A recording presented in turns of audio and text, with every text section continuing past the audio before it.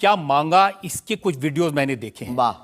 आप लोगों से कह रहे हैं कि आपके पास जितना चाहे दान दे दो, अपना मकान दे दो, फ्लैट दे दो, बंगला दे दो, घोड़ा दे दो, गाड़ी दे दो, सोना चांदी, बैंक, एफडी, मंगलसूत्र, अंगूठी, लुगाई लड़का छोड़ के सब मुझे दे दो।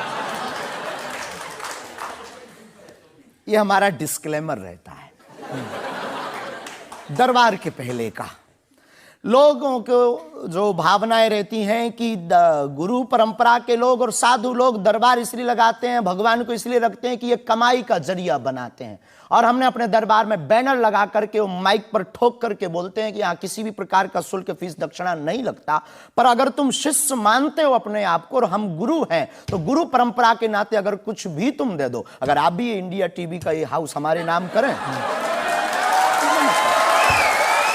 हमें कोई दिक्कत, और लेते भी हैं। लेना बुरा नहीं है, उपयोगिता बुरी है। लेकर के उसका सदुपयोग करते या दुरुपयोग करते। हम लेते हैं, कोई अगर देता है तो स्वीकार करते गुरु के नाते। हम उस परंपरा से हैं जहां अंगूठा तक दान गुरु को दे दिया जाता है, हम भी लेते हैं। कितना कमा लेते हैं? हमारी तो कोई फिक्स कमाई नहीं है, क्योंकि हमारी कोई कंपनी या बिजनेस नहीं है। कोई चढ़ा जाता है, हमारे पास करोड़ों सनातनियों का प्यार, लाखों करोड़ों लोगों की दुआएं, हजारों संतों का आशीर्वाद, इतनी कोई हिसाब किताब तो रखता होगा ना कि कितना पैसा आया। जितने सनातनी उतनी कमाई, हिसाब आप लगाओ।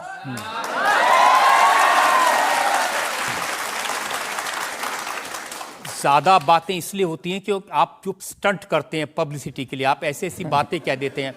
आप कहते हैं कि बिना वीजा के हनुमान जी रावण की लंका में घुस गए थे। ये जो मॉडर्न युवान भाई बहन है, इनको लंका प्रवेश के बारे में बताएंगे तो इनको ये लगता है कि ये घिसी पिटी बातें इनके दादा परदादा बताते रहे, ये बेचारे ऊब गए। इनको कुछ ऐसा चाहिए कि उस अध्यात्म से कनेक्ट हो पाए।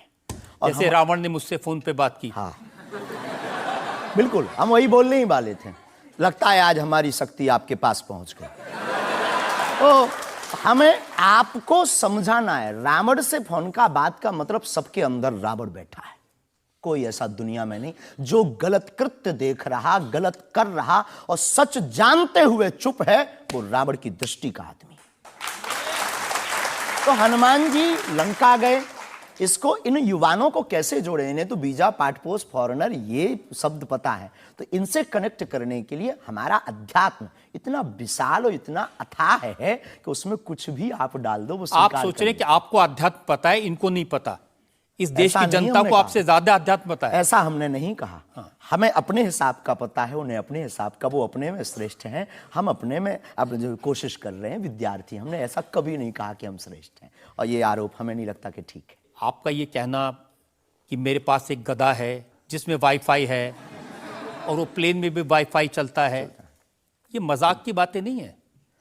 लोगों की दृष्टि से, भावनात्मक दृष्टि से देखा जाए तो ये बहुत गहरा विषय है। मजाक की दृष्टि से अगर कोई देखेगा तो देखो, जाकी रही भावना जैसी प्रभु मूलत देखी तिन तैसी। भगवान की कोई लीला को सिर्फ रास लीला को उठाते हैं, लेकिन हम तो महाभारत भी उठाते हैं। तो अपनी अपनी दृष्टि है, हम ये मजाक में नहीं कहते। हम उनको बताना चाहते हैं कि हमारे देवी देवताओं से जो हमारे इष्ट की परंपरा की जो निशानी है वो अगर नज़दीक रहे, गुरु की निशानी अगर नज़दीक रहे, माता पिता की बातों की निशानी नज़दीक रहे, तो बेटा कभी गलती नहीं करेगा, वो चार चांद लगाता रहेगा। शास्त्री जी, इसको कहते हैं आप अंधों के शहर में आईना बेचने की कोशिश कर रहे हैं।